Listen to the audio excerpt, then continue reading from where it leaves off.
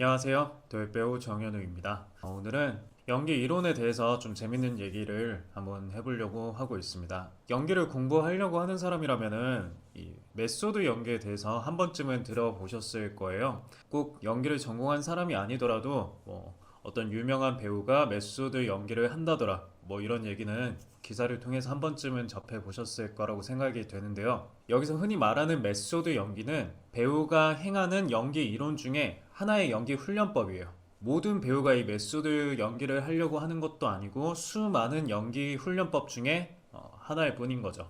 근데 그 중에서 가장 유명해진 게 메소드 연기일 뿐인 거고요. 꼭 배우가 메소드 연기를 해야지만 연기를 잘하는 건 아닙니다. 이 메소드 연기라는 거는 러시아의 연출가, 이 배우 수업의 저자인 스타니슬랍스키라는 연출가가 정리를 한 연기 이론인데요. 연기를 처음 접할 때 가장 이해하기 쉽게 정리되어 있는 책이지 않을까 하는 생각이 듭니다. 저도 한 3번에서 4번 정도 정독을 했어요. 대학교를 다닐 때부터 쭉 정독을 했고, 저도 보면은 되게 메모까지 해가면서 밑줄까지 그어가면서 되게 열심히 책을 읽었던 걸로 기억을 해요. 되게 열심히 읽었던 책이고 좋은 책이라고 생각을 합니다. 근데 이 스타니슬랍스키의 메소드 연기에 대해서 이 메소드 연기는 기초 과정일 뿐이고 내 연기야말로 메소드 연기를 뛰어넘는 고등 과정이다 라고 말을 하는 사람이 있었어요. 그게 누구냐면 스타니슬랍스키의 제자이자 러시아의 대문호 안톤 체홉의 조카인 미카엘 체홉이라는 사람이에요. 미카엘 체홉도 이 연기 책을 만들어서 냈는데 미카엘 체홉의 테크닉 연기라는 책입니다. 개인적으로 제가 생각했을 때는 저도 이 두 개의 책을 되게 많이 읽었는데 저도 개인적으로 스타니슬랍스키보다는 이 미카엘 체홉의 테크닉 연기가 저한테는 훨씬 더 연기적으로 성장을 하는 데 있어서 많이 도움이 된다고 생각을 하고 제가 생각해도 조금 더 고등 과정이라고 생각이 되는데 그 이유가 뭐냐면 미카엘 체홉이 자기 책에도 써져 있는 일화인데요. 메소드 연기에 대해서 공부를 해 보신 분은 알겠지만 캐릭터와 나를 동일시하는 게 가장 큰 틀이라고 생각을 할 수가 있을 것 같아요. 내가 캐릭터가 아닌 정현우라는 사람이 겪었던 상황 혹은 그때 느꼈던 감정 이런 것들을 캐릭터를 연기할 때 그때 당시 느꼈던 상황이나 감정 같은 것들을 떠올려서 제가 극 중에서 이별을 하는 상황이라면은 제가 실제로 겪었던 이별의 감정을 그때 당시 상황을 떠올려서 그 감정을 이끌어내고 이런 작업들을 굉장히 중요시 하는데요. 스타니슬랍스키가 수업 시간 때 미카엘 체홉한테 슬픔에 대해서 연기를 하는 장면이 있었어요.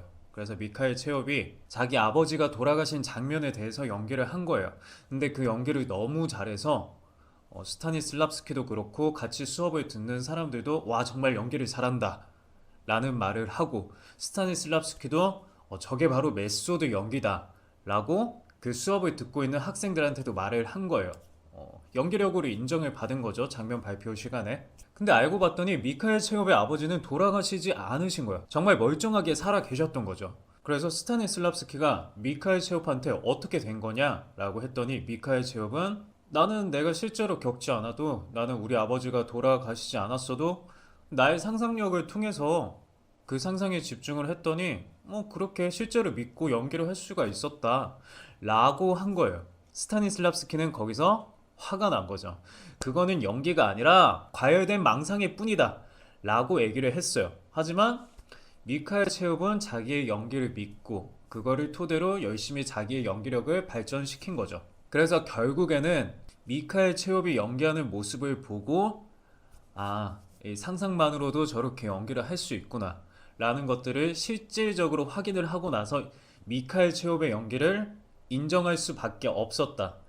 약간 이런 일화가 있습니다. 저는 이 에피소드를 되게 재밌게 읽었어요. 특히나 이런 연기적인 훈련 방법이나 이런 거에 대해서 되게 재밌어하고 책을 읽는 것도 되게 좋아하는 사람이라서 되게 재밌게 읽었었는데 왜 미카엘 체홉이 자기의 훈련 방법은 고등 과정이고 스타니슬랍스키의 메소드 연기는 기초 과정이라고 말을 하는지는 대충 알 것 같더라고요.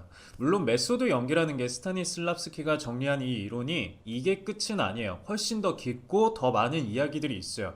그리고 또 if라고 해서 만약이라는 훈련을 통해서 스타니슬랍스키도 이 상상력에 대한 어떤 훈련 과정도 있기 때문에 전혀 다른 거라고 할 수는 없습니다. 제일 분명한 거는 두 개의 책을 읽고 나서 비교를 해보시면 어떤 게 다른지 아실 수가 있을 거예요. 제가 느꼈던 것 중에서 왜 스타니슬랍스키가 기초 과정이고 미카엘 체홉의 연기 이론이 고등 과정이라고 생각이 되냐면은 연기를 처음 하는 사람이 그냥 선생님의 말을 한다고 해서 네가 햄릿 역할을 맡았다고 생각하고 그 햄릿을 상상해봐 라고 말하는 것보다는 햄릿이 느꼈을 법한 비슷한 감정을 내 안에서 먼저 찾고 그거를 먼저 표현해 보고 그런 훈련이 익숙해지면은 그 다음에 나를 떠나서 나 이상의 경험을 했던 캐릭터를 상상하고 그거를 믿고 진실되게 표현을 하고 이런 과정들이 저는 순서가 더 맞다고 생각을 해서 미카엘 체홉의 말에 조금 공감을 하는 그런 마음이 생기더라고요.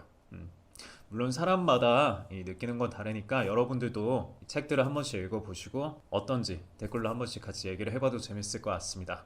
연기 이론은 메소드 연기 말고도 뭐 미카엘 체홉 말고도 뭐 우타 하겐의 산연기, 리 스트라스버그 정말 많은 연기 이론들이 있기 때문에 어느 것 하나가 정답이다라고 생각하고 그거를 행할 필요는 없을 것 같아요. 저도 연극을 하면서 가장 좋았던 작업 중에 하나가 화요일 날 무대를 설 때는 스타니슬랍스키가 말하는 이런 것들을 가지고 내가 무대에서 한번 시연을 해봐야겠다. 수요일에는 그래, 내 경험보다는 미카엘 체홉이 말했던 것처럼 이 캐릭터가 어떤 마음가짐으로써 이런 것들을 행하고 어떤 것들을 상상했을까 이런 것들을 가지고 한번 해보자. 목요일에는 또 이런 것들로 해보자. 이런 작업들을 매번 해보고 그거를 이제 나 혼자서만 답을 찾는 게 아니라 연극 같은 경우는 관객들의 반응을 보면서 그 피드백을 바로바로 받을 수가 있잖아요. 저는 그런 점에서 연극을 하면서 되게 많이 공부가 됐었던 것 같고요. 지금 코로나 때문에 연극을 하기는 어렵지만 뭐 저처럼 이렇게 유튜브로 영상을 찍어서 올린다든지 아니면 주변 사람들한테 뭐 같이 스터디를 하면서 물어볼 수도 있고 이런 식으로 훈련을 하면은 좋은 훈련이 되지 않을까 싶습니다. 오늘도 영상을 봐주셔서 감사하고요. 유익한 시간이었으면 좋겠습니다. 네, 감사합니다.